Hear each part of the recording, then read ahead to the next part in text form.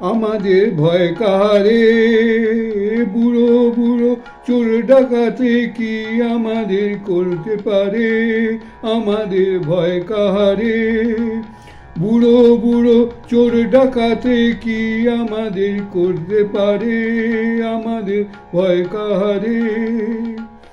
আমাদের রাস্তা সোজা, আমাদের নাইকো গলি, আমাদের নাইকো ঝুলি, নাইকো থলি, আমাদের রাস্তা সোজা, আমাদের নাইকো গলি, আমাদের নাইকো ঝুলি, আমাদের নাইকো থলি।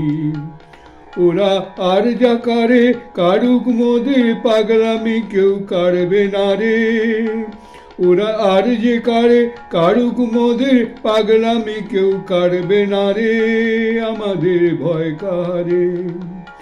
বুড়ো বুড়ো চোর ডাকাতে কি আমাদের করতে পারে, আমাদের ভয় কাহারে।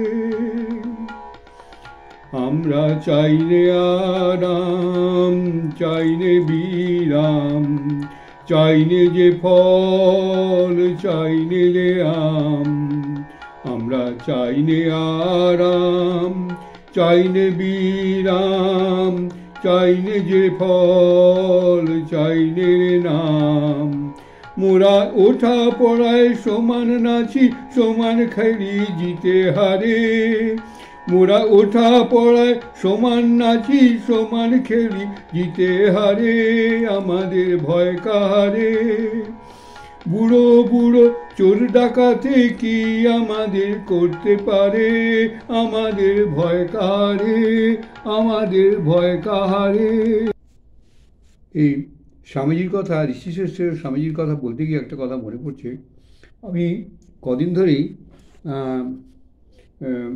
আমার বাড়িতে আমার ছেলে ও খুব ভালো ভালো বই এনে দেয় আমাকে। তো সেই সুবাদেই এই স্বামীজির পত্রাবলী, স্বামীজির পত্রাবলী বিষয়ে আমার পছন্দের বই ওদেরকে বলেছি, এনে দিয়েছি। তো স্বামীজির পত্রাবলী পড়ছি, ভালো ভালো বই এনে দিই। তো রামকিঙ্করের একটা বই এনে দিয়েছে। রামকিঙ্কর মানে যিনি ভাস্কর এবং রংতুলি শান্তিনিকেতনের খুব বড় নাম করা মানে আর্টিস্ট। তো ওনার জীবনী পড়ছিলাম। তো পড়তে গিয়ে দেখলাম কি যে সত্যি সত্যি অনেকে কমেন্ট করেছেন এটা, যে এরকম মানুষ বহুকাল বহু যুগ পরে একটা করে জন্মায়। যেমন স্বামীজির মতো মানুষ বহু যুগ পরে জন্মায়। রামকিঙ্করও কিন্তু সেই ধরনের মানুষ, রবীন্দ্রনাথ হচ্ছে সেই ধরনের মানুষ। তা আপনারা যদি সুযোগ পান তো রামকিঙ্করের জীবনীটা পড়বেন। রামকিঙ্করের রিসেন্টলি দুটো বই বেরিয়েছে, আলাপচাই রামকৃষ্ণ তো পড়ে দেখবেন যে সত্যি খুবই ভালো। স্বামীজি অ্যাকচুয়ালি যে ধরনের মানুষ চেয়েছেন, রামকিঙ্কর হচ্ছে একদম সেই ধরনের মানুষ। আচ্ছা, এবারে স্বামীজির চিঠিতে পড়ি।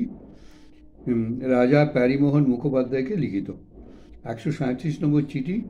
প্রিয় মহাশয়, সম্প্রতি কলকাতা টাউন হলের সভায়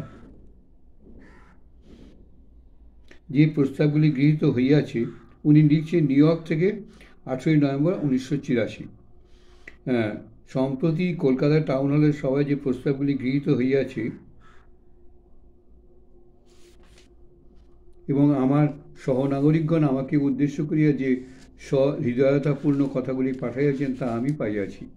মহাশয়, আমার ক্ষুদ্র কার্য যে আপনারা সাদরে অনুমোদন করিয়াছেন, তজ্জন্য আমার হৃদয়ের গভীরতম কৃতজ্ঞতা গ্রহণ করুন। আমার দৃঢ় ধারণা, কোনো ব্যক্তি বা জাতি অপর জাতি হইতে নিজেকে সম্পূর্ণ পৃথক রাখিয়া বাঁচিতে পারে না। আর যেখানেই শ্রেষ্ঠত্ব, পবিত্রতা বা নীতি বা পলিসি সম্বন্ধীয় ভ্রান্ত ধারণা বশবর্তী হইয়া এইরূপ চেষ্টা করা হইয়াছে, যেখানেই কোনো জাতি আপনাকে পৃথক রাখিয়াছে, সেখানেই তাদের পক্ষে ফল অতিশয় শোচনীয় হইয়াছে। আমার মনে হয় ভারতের পতন ও অবনতির এক প্রধান কারণ জাতির চারিদিকে এইরূপ আচারের বেড়া, জাতির চারিদিকে এইরূপ আচারের বেড়া দেওয়া। প্রাচীনকালে এই আচারের প্রকৃত উদ্দেশ্য ছিল হিন্দুরা যেন চতুষ্পার্শ্ববর্তী বৌদ্ধদের সংস্পর্শে না আসে, ইহার ভিত্তি অপরের প্রতি ঘৃণা। প্রাচীন বা আধুনিক তার্কিকগণ মিথ্যা যুক্তিজাল বিস্তার করিয়া যতই ইহা ঢাকিবার চেষ্টা করুন না কেন, অপরকে ঘৃণা করিতে থাকিলে কেহই নিজে অবনত না হইয়া থাকিতে পারে না।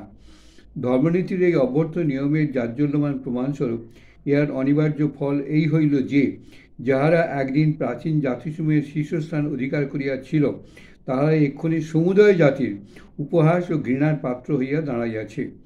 আমাদের এই পূর্বপুরুষগণ যে নিয়ম প্রথম আবিষ্কার করিয়াছিলেন, আমরাই সেই নিয়ম লঙ্ঘন করিবার দৃষ্টান্তস্থল হইয়া রহিয়াছি।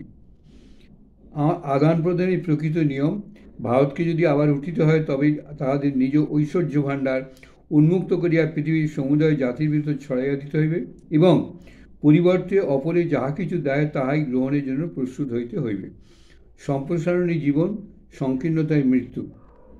প্রেমী জীবন, দেশী মানে হিংসায় মৃত্যু। আমরা যেদিন হইতে অপর জাতিসকলকে ঘৃণা করিতে আরম্ভ করিলাম, সেদিন হইতে আমাদের ধ্বংস আরম্ভ হইল। আর যতদিন না আমরা আবার সম্প্রসারণশীল হইতেছি, ততদিন কিছুই আমাদের বিনাশ আটকা রাখিতে পারিবে না। অতএব আমাদিগকে পৃথিবীর সকল জাতির সহিত মিশিতে হইবে। আর শত শত কুসংস্কার বিশিষ্ট ও স্বার্থপর ব্যক্তি প্রবাদ বাক্যের কুকুর যেমন গরুর জলপাত্রে শুইয়া থাকিয়া নিজেও খায় না, অথচ গরুকে খাইবার ব্যাঘাত করে, ইহাও সেইরূপ। অপেক্ষা প্রত্যেক হিন্দু অতএব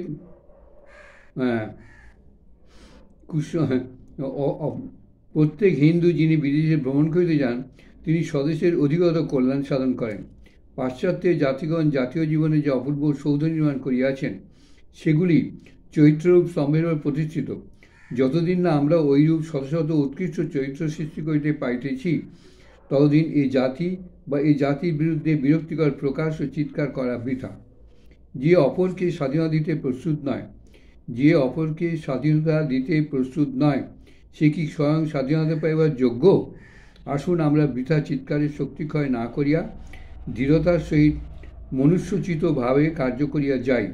আর আমি সম্পূর্ণরূপে বিশ্বাস করি যে, কেহ কিছু পাইবার ঠিক উপযুক্ত হইলে জগতের কোন শক্তিই তাহাকে তার প্রাপ্য হইতে বঞ্চিত করিতে পারে না। আর আমি সম্পূর্ণরূপে বিশ্বাস করি যে, কেহ কিছু পাইবার ঠিক উপযুক্ত হইলে জগতের কোন শক্তি তাহাকে তার প্রাপ্য হইতে বঞ্চিত করিতে পারে না। একদম মানে আমি প্রাণে প্রাণে অনুভব করছি। পশ্চিমবঙ্গের আমি তো বেশি দেখতে পাই না, আর বেশি বিচার করার আমার অধিকারও নেই, কিন্তু পারিপার্শ্বিকতার সাথেও আমি শত হিসেবে বিচার করতে পারি। সেটা হচ্ছে পশ্চিমবঙ্গের বর্তমানে যে কী অবস্থা, যে বর্তমান শাসক যদি সবাই যদি মারা যায়, তো এরকম শত শত শাসক আবার পশ্চিমবঙ্গে গড়ে উঠবে।